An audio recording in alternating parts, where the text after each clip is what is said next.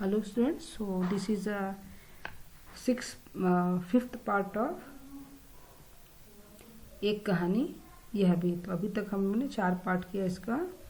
इससे मनु भंडारी की कहानी है। तो अभी नेक्स्ट पार्ट में क्या है, शीला अग्रवाल ने साहित्य का दायरा ही नहीं बढ़ाया था बल्कि घर की चारदीवारी के बीच बैठकर देश की स्थितियों को जानने समझने का जो सिलसिला पिताजी ने शुरू किया था, उन्होंने वहां से खींचकर उसी भी स्थितियों की सक्रिय भागीदारी में बदल दिया। सन 46 और 47 के दिन वे स्थितियां उसमें वैसे भी घर में बैठे रहना संभव था भला। प्रभात फेरियां, हड़तालें, जुलूस, भाषण, हर शहर का चरित्र था। पूरे देश दमखम और जोश खरोश के साथ। तो क्या हुआ था, when Sheela Agarwal she change a lot Manu Bhandari life. So she taught her how to get news from outside, or from outside news how will get when you are sitting home, because that time they were not allowed to girls outside. So now she is more excited about the news. What news? Because that one is year of freedom, 46 to 47. So that time is very difficult to sit in home because so many strikes, so many protests, so many lectures, so many things are going on. So everyone wanted to join this one. So she was telling that reason is very difficult to sit in home.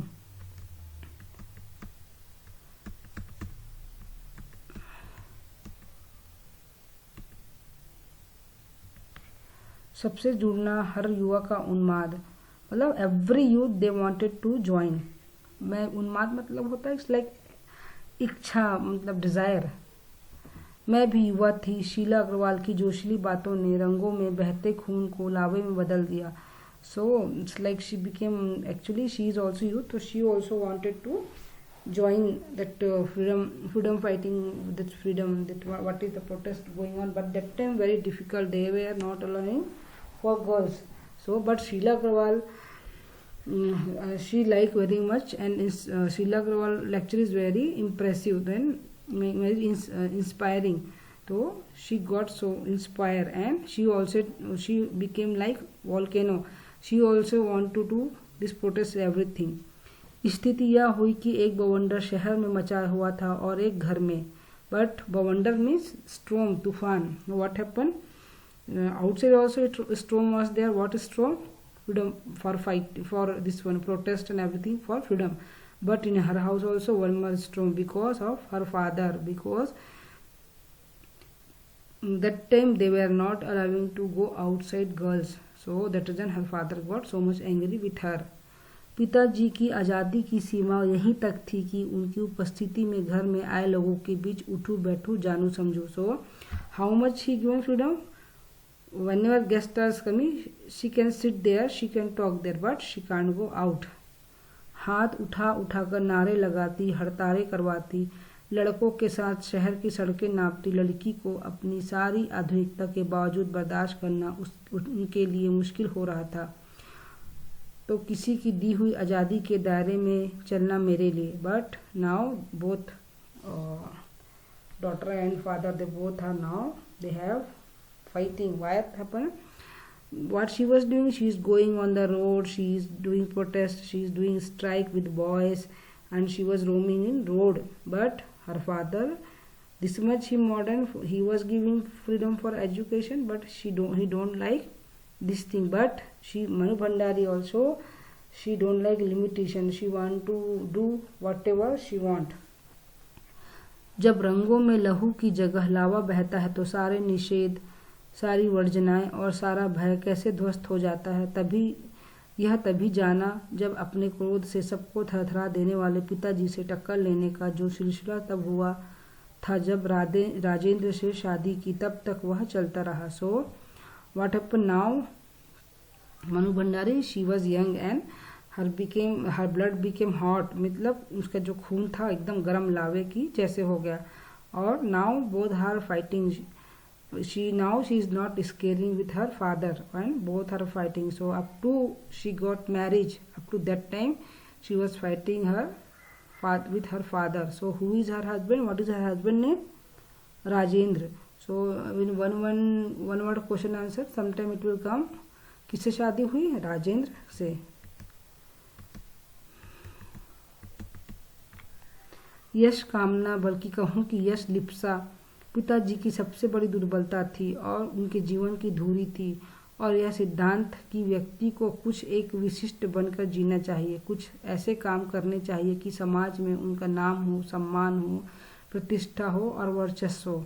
तो what is his father desire? He was respect in society. But now if Manu Bhandari is going his weakness, his father weakness, what is his weakness? He want respect from society. He want one special place in society, but because of Manu Bhandari, it is it is shameful for him, because she is going out with boys and roaming with boys, she is fighting with boys, so this thing was going on, he don't like. So इसके चलते ही मैं एक दो बार उनके कोप से बच गई थी। एक बार कॉलेज से प्रिंसिपल का पत्र आया कि पिताजी आकर मिले और बताएं कि मेरी गतिविधियों के कारण मेरे खिलाफ अनुशासनात्मक कार्रवाई क्यों ना की जाए। पत्र पढ़ते ही पिताजी आग बबूला हो गए। So what happened once principal also send one letter to his father, what Manu Bhandari she is doing in that college, then they are planning to do some action for her, but then his father got letter, he got आग बबूला होना। See here is one proverb, आग बबूला होना मतलब बहुत ज़्यादा गुस्सा होना। जो उसके फादर थे बहुत ज़्यादा गुस्सा हो गए। यह लड़की मुझे कहीं मुंह दिखाने लायक नहीं रखेगी, पता नहीं क्या क्या सुनना पड़ेगा वहां जाकर। 4 बच्चे पहले भी पढ़े, किसी ने ये दिन नहीं दिखाया। So that line is very important. So this one Sasandra Vyakhya, this line is in Sasandra Vyakhya. He in what purpose his father told? What his father told? That girl in society means same that girl is shameless because of her. What I have to listen. This 4 kids they did study, but no one did like that. But that girl, what she will show me, I don't know. Like that his father got so much angry with Manu Bhandari. गुस्से से भन्नाते हुए वे गए। लौट कर क्या कहर बरपा होगा इसका अनुमान तो था। सो मैं पड़ोस की एक मित्र के यहाँ जाकर बैठ गई। माँ को कह दिया कि जब लौट कर बहुत कुछ गुबार निकल जाए तब बुलाना। So there is that line also so much important.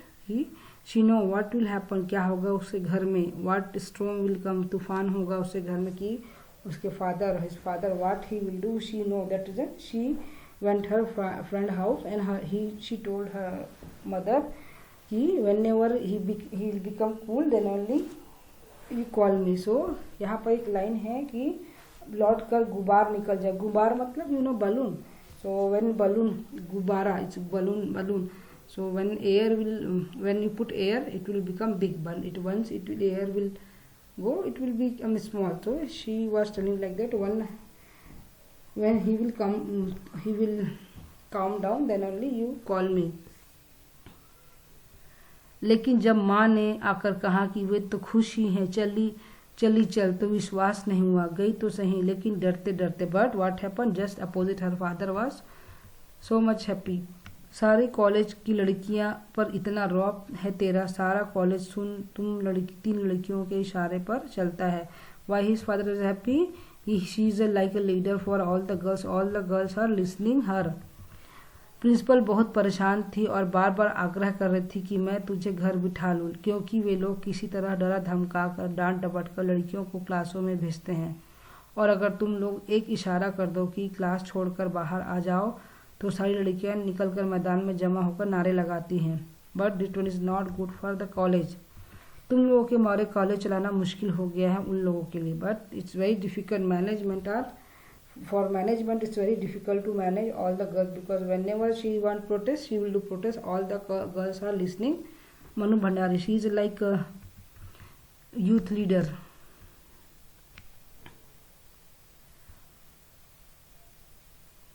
तुम लोगों के कहा तो जाते समय पिताजी मुंह दिखाने से घबरा रहे थे, कहाँ बड़े गर्व से कह कर आया कि ये तो पूरे देश की पुकार है। But what happen, her father was happy because all the country they want freedom only, तो that reason he was so much happy.